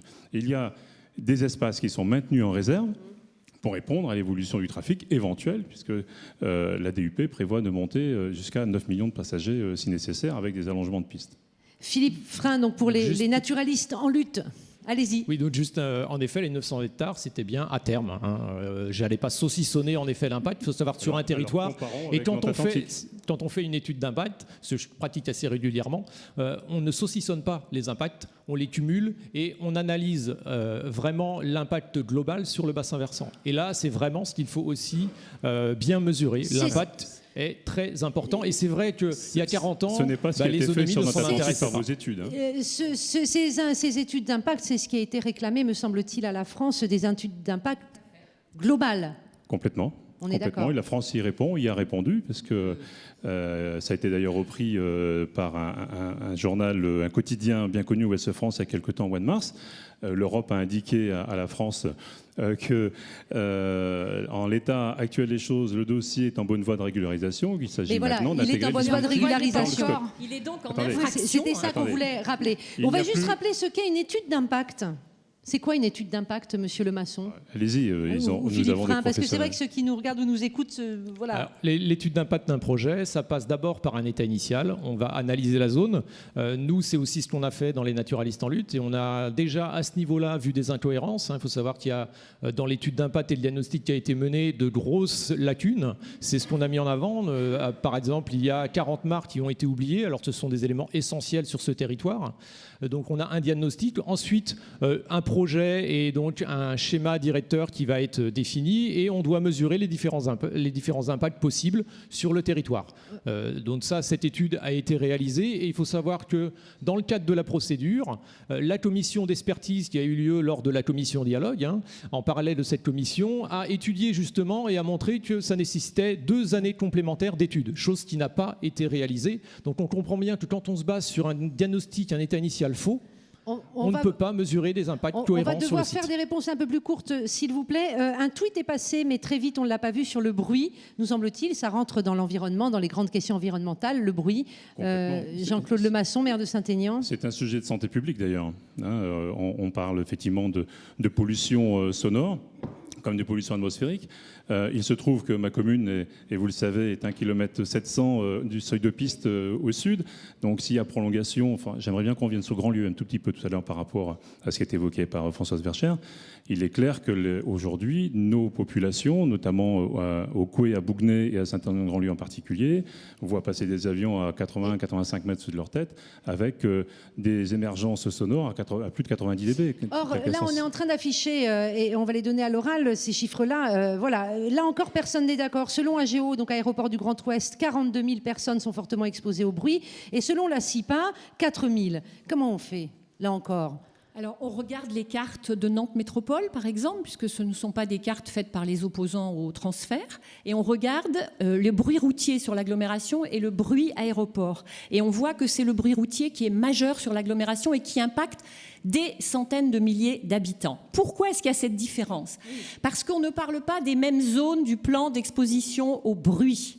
Quand on dit 4000 personnes, ce sont les gens qui sont gênés au point d'avoir droit à une insonorisation de leur logement. Pourquoi pas parler des autres, Françoise Verchères ? Mais j'en parle. Ils sont aussi concernés par le bruit. Mais je vous dis qu'il y a 42 000 personnes qui entendent passer des avions, mais vous regardez les cartes de Nantes Métropole, le niveau sonore n'est pas tel qu'il soit gêné. On n'est pas dans le bruit fort. Vous êtes plus gêné par la route, par le tram, par le bruit de la ville. Regardez les cartes de Nantes Métropole, elles sont sur le site. Je pense qu'il faut les voir d'un peu plus près, madame. Alors, je suis moi vice-président en charge également des risques et pollutions et je suis la problématique du PPBE, du plan de périmètre de protection au bruit. Il se trouve que la réalité, et c'est exact, le bruit routier est très fort sur l'agglomération nantaise. Il n'y a pas de doute là-dessus. D'ailleurs, il y a un certain nombre d'interventions au niveau du périphérique, je pense côté nord, côté d'Orvaux par exemple, avec des murs anti-bruit qui peuvent être posés. Sous les avions, ce n'est pas possible. Et la difficulté principale par rapport aux avions, c'est que nous avons un temps long, c'est d'ailleurs ce que disent les experts de Madame Royal, nous avons un temps long de passage avec une forte puissance acoustique, tant au décollage qu'à l'atterrissage. Nous savons réduire au décollage un certain nombre de mesures, notamment sur la motorisation, qui font que les avions seront sans doute moins bruyants au décollage. Demain, on gagne environ entre 3 et 5 dB, c'est vrai, mais sur l'atterrissage, c'est impossible, puisque en fait, c'est une traînée acoustique liées aux superstructures, à l'atterrissage, aux ailes et autres. Donc en gros, vous dites ça, on ne pourra rien y faire si l'aéroport reste là. Si ce n'est mettre une cloche au-dessus de la commune de Saint-Aignan-de-Grand-Lieu, par exemple, ce qui n'est pas possible. Et comme les avions sont de plus en plus gros, c'est ce que vous avez dit tout à l'heure, puisqu'il y a un emport un peu plus important, les avions sont plus bas à l'atterrissage.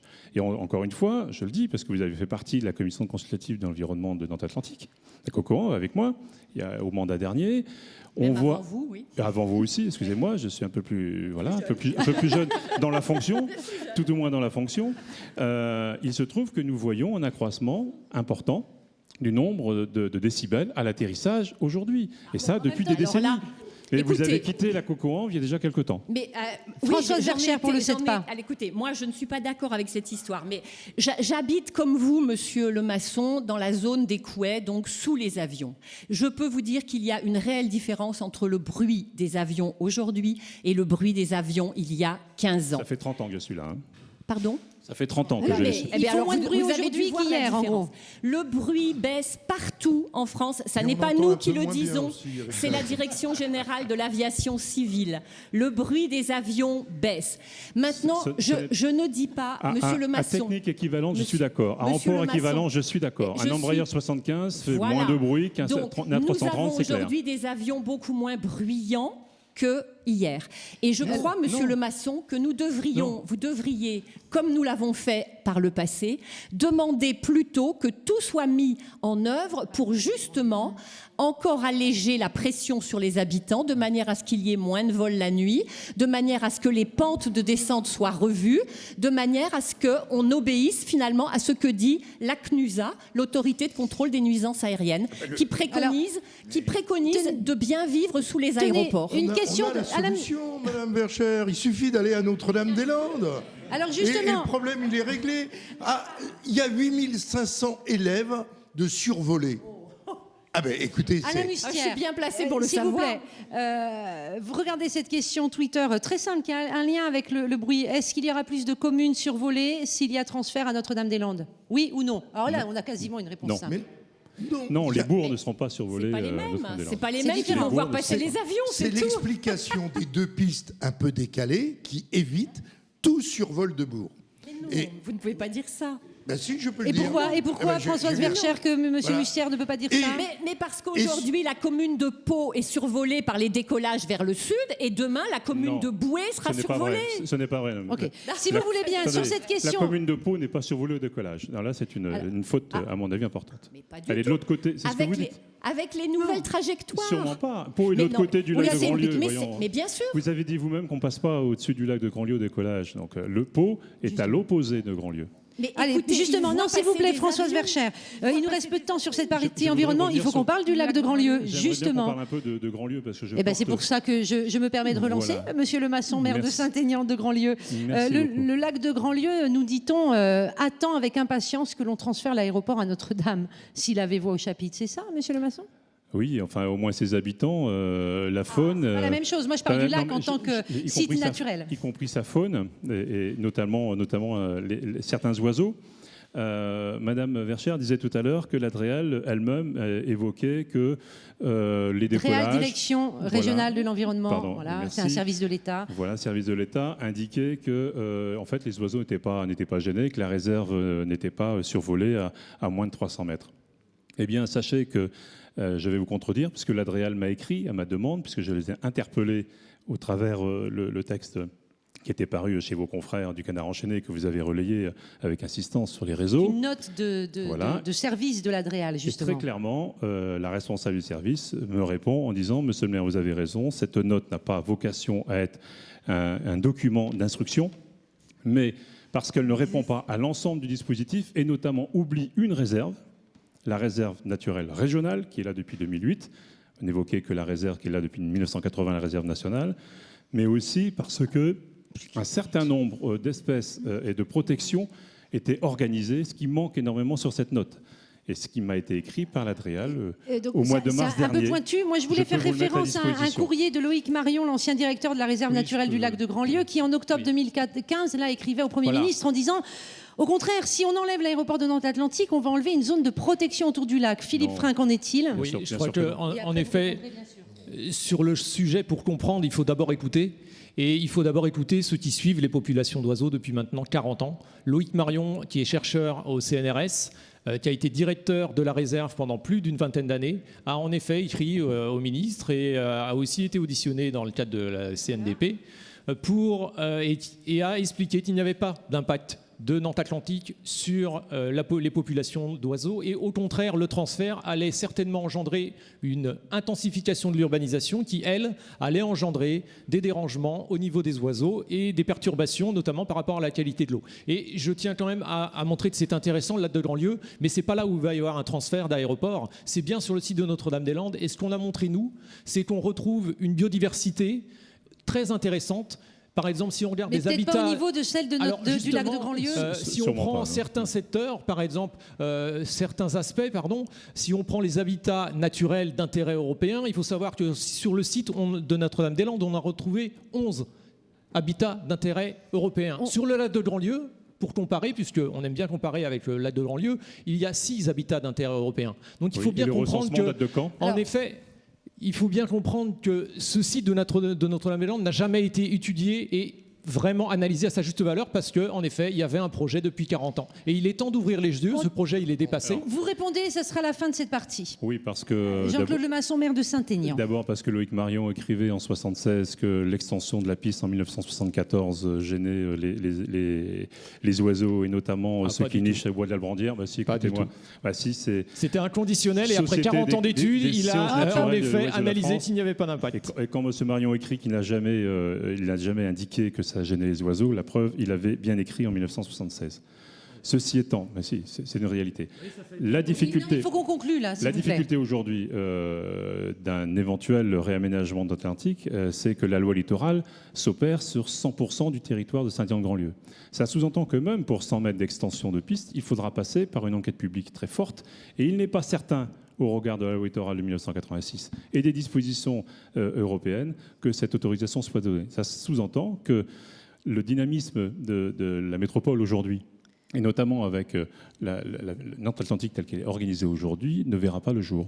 Merci beaucoup Jean-Claude Lemasson, Philippe Frein d'avoir été avec nous. On avance, c'est la dernière partie de ce grand débat. C'est parti.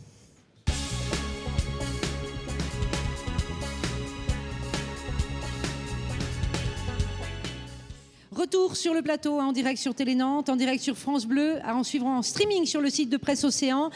On termine ce grand débat sur la question du transfert de l'aéroport de Nantes Atlantique à Notre-Dame-des-Landes avec cette dernière question, une consultation et après.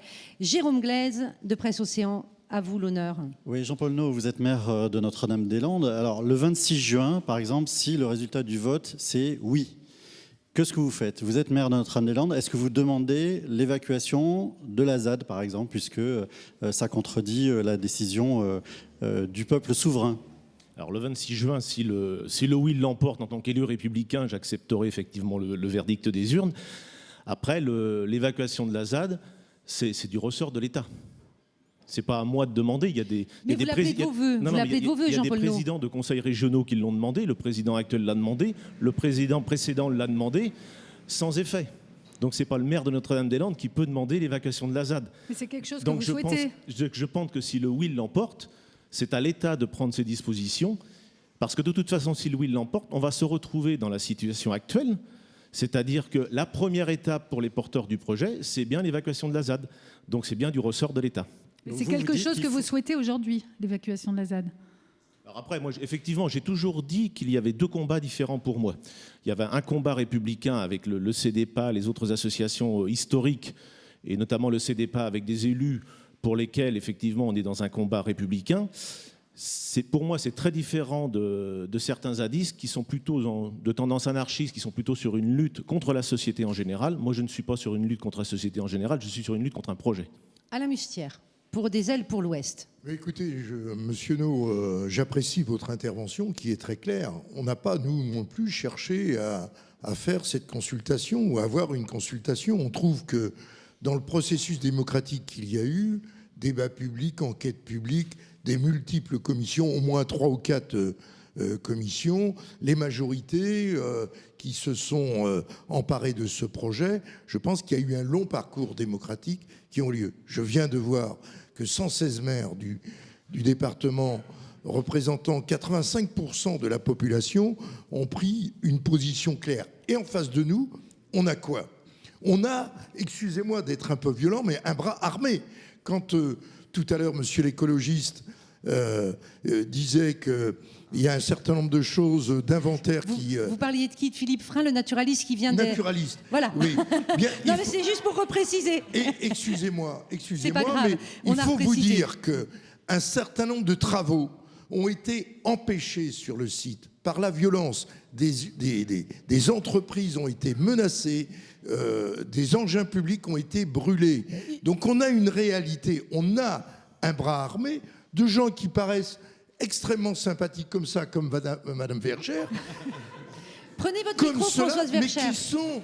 Moi, je trouve ça très Alors, drôle. attendez. Et qui s'appuient par derrière sur de la violence. Quand on parle de consultation, Madame Verchère nous dit « j'en ai rien à faire ». Ah bon? Mais oui. Je vous ai dit ça, moi, monsieur Oui, Qu'est-ce que Mustier. vous dites, Madame Verchère, là-dessus sur Mais le c'est résultat? incroyable. Nous Si avons c'est oui, été si c'est oui, ensemble le à une 20. émission de Et radio. c'est là où vous l'avez dit. Monsieur Mustier a été le premier à dire ça dépendra du résultat. On a demandé ce qu'on ferait et il a dit ça dépendra du Alors, si c'est résultat. oui, Alors, soyez si c'est oui, concrets. par exemple. Vous avez déclaré, nous devrons, y compris dans votre livre, vous avez déclaré, nous devrons résister, fût-ce en s'opposant à la loi et aux forces de l'ordre. Page 56 C'est bien, de monsieur vos Mustier. livres. J'espère que vous l'avez payé, ce Non, livre. madame. Ah, Faut vous pas l'avez pousser. pris sur Internet. Faut pas En même temps, vous l'avez avez- mis gratuitement en téléchargement Absolument. sur Internet. Absolument. Donc, voilà. C'est pour que tout le monde le lise, madame. Alors moi, je veux bien répondre à cette question parce que, si vous voulez, la question de la démocratie était effectivement au cœur du livre. On n'a pas dit pendant tout ce débat... Rappelez-nous l'histoire d'un mensonge d'État. Oui, la fabrication d'un mensonge d'État. Voilà. Mais C'est en le fait, livre de ça Françoise s'applique à Verchères. Notre-Dame-des-Landes, mais ça s'applique à bien d'autres domaines et à bien d'autres projets. Le problème, c'est que la démocratie représentative est en crise, tout le monde le sait, parce que les maires qui représentent 85% de la population n'ont pas été élus par toute la population. Et la démocratie participative est bidon. Non mais 85, je veux dire, vous avez compris ce que je voulais dire. C'est qu'il y a tellement d'abstention que l'on n'est plus élu de manière effectivement... Mais c'est vrai que ça prêtait à confusion. La démocratie, c'est ceux qui s'expriment. Mais il faut qu'on accueille aussi notre autre invité. Allez-y, Françoise Verchère. Je voudrais juste dire qu'il y a un problème de fond, car s'il n'y avait pas eu occupation de ce site, l'aéroport serait construit, alors même que juridiquement, tous les recours ne sont pas purgés. Voilà. Dominique et donc, il y a Fresneau- un problème de fond. Dominique Fresneau nous a rejoint, il est coprésident de la CIPA. Bien sûr, j'ai même pas de questions à vous poser, surtout ce que vous avez entendu. Vous avez une réaction, et notamment sur la ZAD.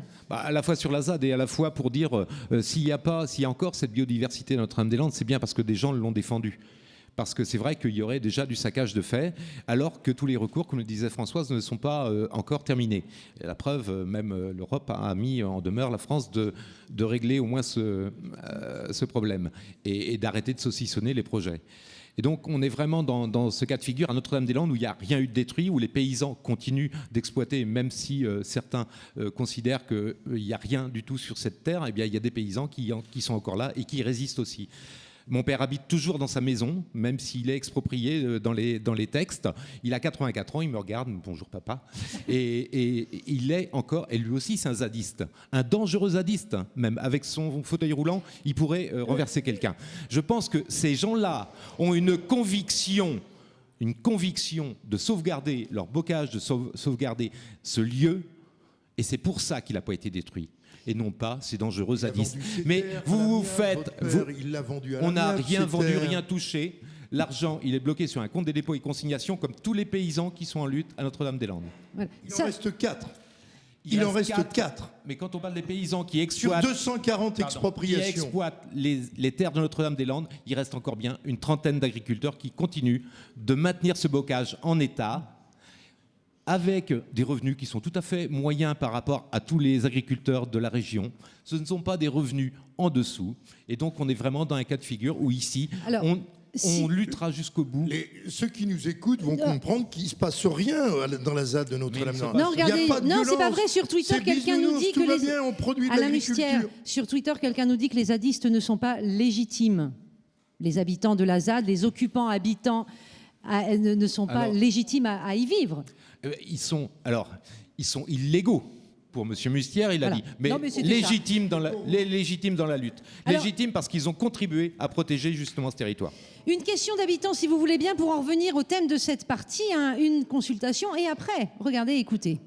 Alors, je voudrais savoir si le référendum apportera une réponse définitive en négatif ou en positif pour cette construction, sans laisser encore attendre pendant des années et des réunions et des décisions qui finalement sont remises toujours en cause, pour que ça soit au moins clair et net.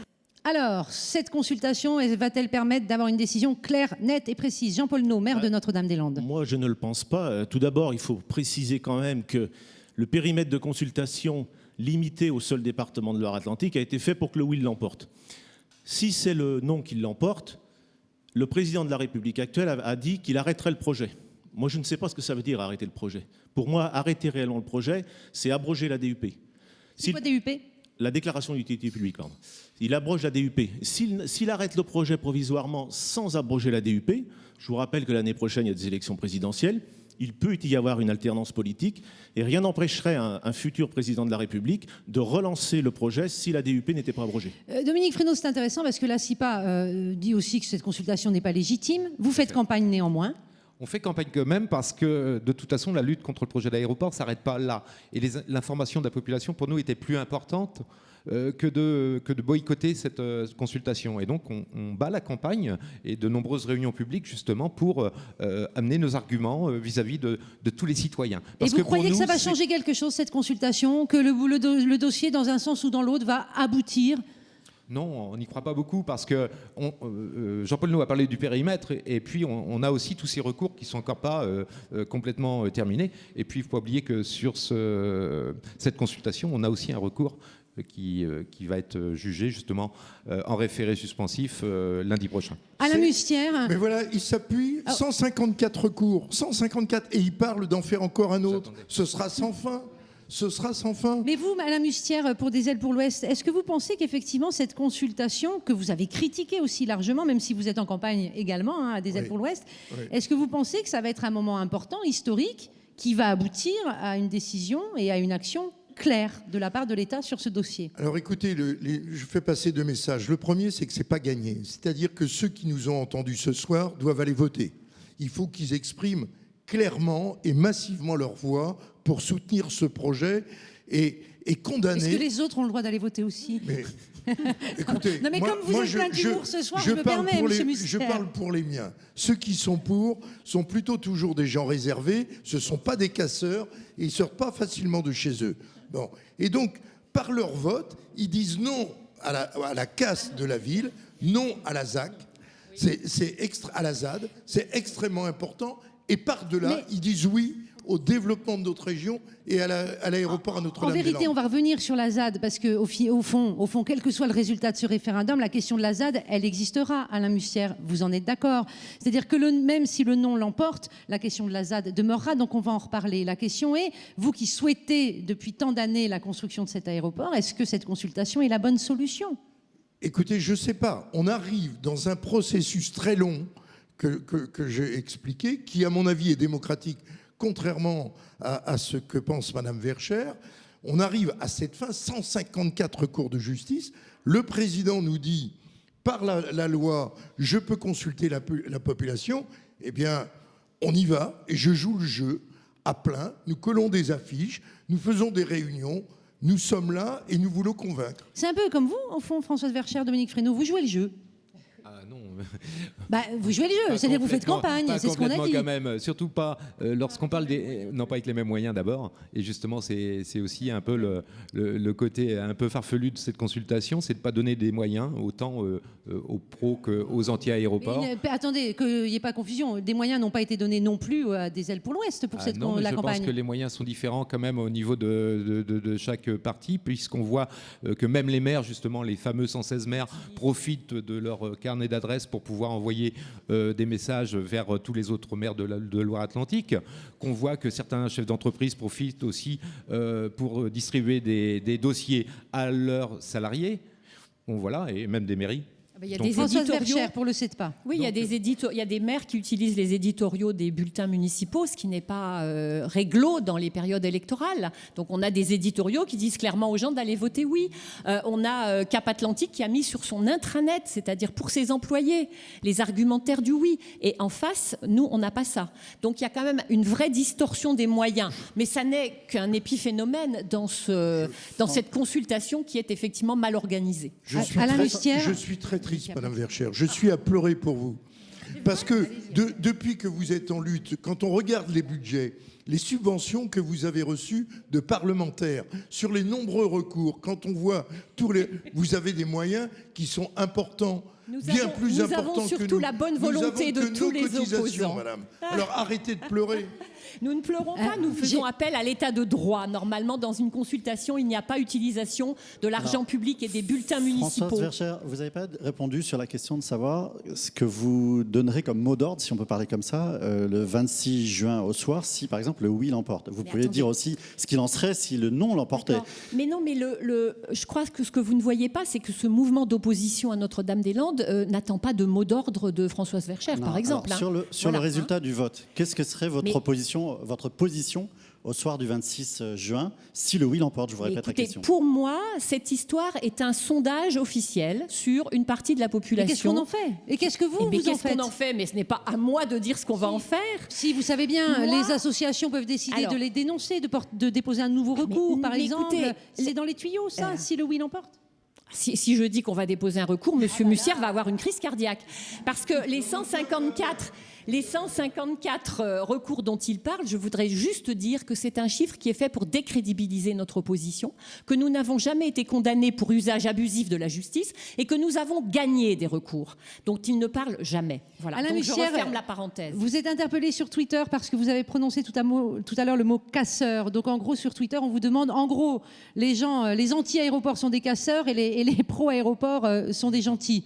C'est évidemment caricatural. On est sur Twitter. Écoutez, les Nantais le savent bien, la casse de la ville de Nantes, les engins des travaux publics qui ont été brûlés, les agressions sur les personnes. La casse de la ville de Nantes, vous parlez des grandes manifs. La gendarmerie de Sautron qui a été attaquée, c'est pas par l'Esprit Saint qu'elle a été attaquée, c'est par les zadistes. Les voitures de gendarmerie brûlées, où on empêche le représentant de la justice de venir, les écologistes, enfin les experts de l'université d'Angers reconduits manu militari. Enfin, c'est quoi ça? Cette violence, elle existe, Dominique Fresneau, Françoise Verchères. Elle existe, cette violence. On ne peut pas la réduire à un groupe de personnes. Non, mais il y a quand même un phénomène de société actuellement, et on voit dans toutes les manifestations. Alors, monsieur Mustière appelle ça des zadistes. Alors, il y a des zadistes à Paris, il y a des zadistes à Lyon, il y a des zadistes. Il y a une façon de lutter actuellement et qui, dans les manifestations, qui est beaucoup plus violente qu'elle a été ailleurs. Mais ne réduisez pas, monsieur Mustière, la ZAD à des zadistes est violent. Et je veux dire, il y a beaucoup de paysans aussi là-bas qui continuent à... Vous vous appuyez dessus, il ne serait pas là, l'aéroport serait construit. Vous vous appuyez dessus. Je vous ai laissé parler jusqu'ici, permettez-moi quand même de vous... Merci. Excusez-moi, monsieur. Je sais qu'il y a des personnes qui ont fait leur campagne complète sur le dénigrement de la ZAD. Moi, écoutez, j'y vis tous les jours sur la ZAD. Et il n'y a pas... C'est une micro-société qui a des problèmes de voisinage parfois, mais qui ne... Me permettez, monsieur Mustière, mais qui règle aussi ses problèmes avec ses voisins en allant les trouver, en discutant avec eux. Juste sur Twitter, par contre, quelqu'un nous disait qu'en Brière, il n'y avait pas de campagne. Pas de campagne électorale dans le cadre de cette consultation. Je le dis juste, voilà, effectivement, la campagne ne doit pas se faire partout. Aucune info, aucun tract nous disait ce tweetos. Dans l'hypothèse où l'aéroport ne se ferait pas, qu'est-ce que vont devenir toutes ces terres-là Eh bien, ça, c'est...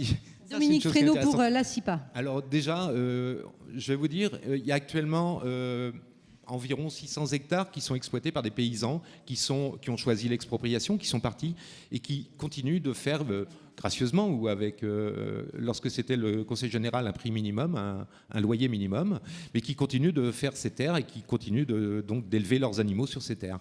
Et puis il y a aussi 4 groupes d'agriculteurs qui continuent de travailler ces terres et eux aussi resteront, bien sûr. Il y a aussi une ferme, 120 hectares, qui est gardée par des paysans copains. Et ces paysans ont gardé cette ferme pour éviter qu'elle soit détruite, parce qu'ils comptent réinstaller des jeunes, bien sûr, cette ferme-là. On arrive à la fin, on n'a plus qu'une minute d'émission. Une vocation dernière agricole. question et vous ferez des réponses très courtes. Oui, Jérôme. Jean-Paul Naud, quelle que soit la décision ultime qui peut être prise un jour sur ce dossier, comment on va se réconcilier, les pros et les anti? Vous êtes à Notre-Dame-des-Landes.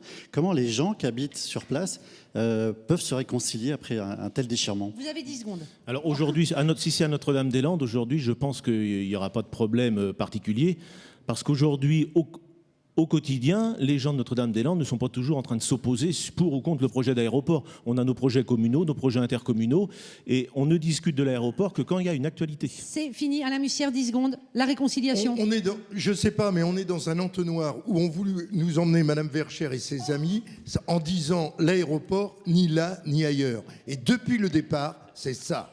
Et pour moi, on va se battre. Vous allez voter pour que cet aéroport soit transféré à Notre-Dame-des-Landes. 10 secondes à Françoise Verchères et je m'en tiendrai là, je suis désolée. Alors, si on avait 2 planètes, je serais assez pour qu'il y ait une planète avec toutes les nuisances et tous les problèmes, mais on n'en a qu'une. Et donc, je considère qu'on ne peut pas aujourd'hui gaspiller ni les terres, ni l'argent, ni les terres qui nous nourrissent, ni la biodiversité. Et je suis, monsieur Mussière, pour l'aéroport là où il est. Merci à tous de nous avoir suivis. Un grand merci à nos invités d'avoir accepté de débattre. Cette émission est à retrouver demain dans les pages de Presse Océan. Elle sera rediffusée sur Télé-Nantes et disponible également en streaming sur le site de France Bleu, de Télé-Nantes et de Presse Océan.